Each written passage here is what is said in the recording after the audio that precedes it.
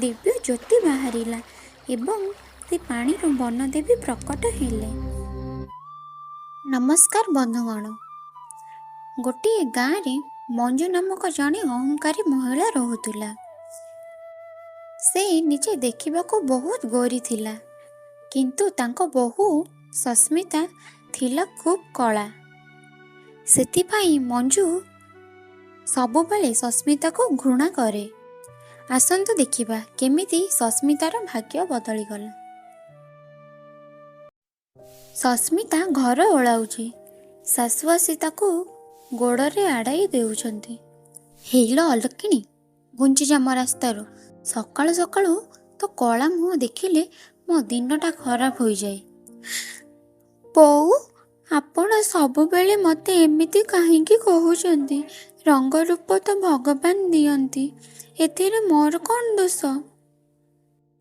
ଚୁପ୍ କର ଅଲକ୍ଷଣୀ, ବହୁତ କଥା ଗପୁଛୁ ତ। ଘରୁ ବାହାର କରିଦେବି, ବୁଝିଲୁ? ଯା ଏବେ ଜଙ୍ଗଲରୁ କାଠ ଆଣିବୁ। ବେଶୀ ଗପୁଛି। ମନେ ରଖିବୁ, ଯେତେବେଳେ ଯାଇ କାଠ ନ ଆଣିଛୁ ଘରକୁ ଆଉ ଆସିବୁନି। ତ କାଳି ମୁହଁ ମୋତେ ଦେଖେଇବୁନି ଆସିକି। ବିଚରା ସସ୍ମିତା କାନ୍ଦି କାନ୍ଦି ଜଙ୍ଗଲ ଆଡ଼କୁ ଚାଲିଗଲା। ଚାଲି ଚାଲି ଯାଇ ଗୋଟିଏ ନଦୀ ପାଖରେ ବସି ପାଣିରେ ଦେଖୁଛି। ହେ ଭଗବାନ, ମୋତେ କାହିଁକି ଏତେ କଦର୍ଯ୍ୟ ରୂପ ଦେଲ? ମୋ ଶାଶୁ ମୋତେ ମଣିଷ ବୋଲି ଭାବୁନାହାନ୍ତି। ଏମିତି ବଞ୍ଚିବା ଅପେକ୍ଷା ମରିଯିବାଟା ହିଁ ଭଲ।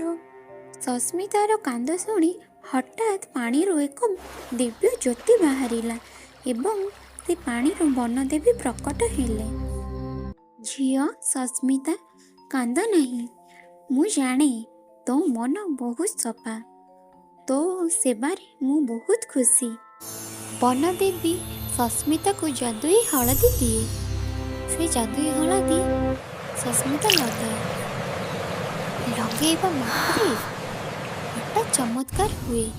ସସ୍ମିତା ପୁରା ଗୋରୀ ହୋଇଯାଏ ଓ ସୁନ୍ଦର ଦେଖାଯାଏ। ଆରେ ବା, ମୁଁ ଏତେ ସୁନ୍ଦର ଦେଖାଯାଉଛି। ଧନ୍ୟବାଦ ମା।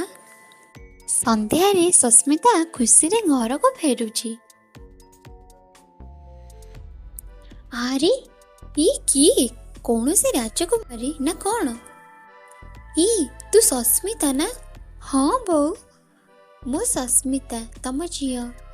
ବନଦେବୀ ମୋତେ ଏକ ଯାଦୁଇ ହଳଦୀ ଦେଲେ, ଯାହାଦ୍ୱାରା ମୋ ରୂପ ବଦଳିଗଲା। କ'ଣ ଯାଦୁକରଣୀ ହଳଦୀ? ଯଦି ଏ କଳା ମୁହଁ ବୋଲି ଏତେ ସୁନ୍ଦର ହୋଇଗଲା, ତେବେ ମୁଁ ଲଗାଇଲେ ତ ସ୍ୱର୍ଗର ପରୀ ଭଳିଆ ଦେଖାଯିବି।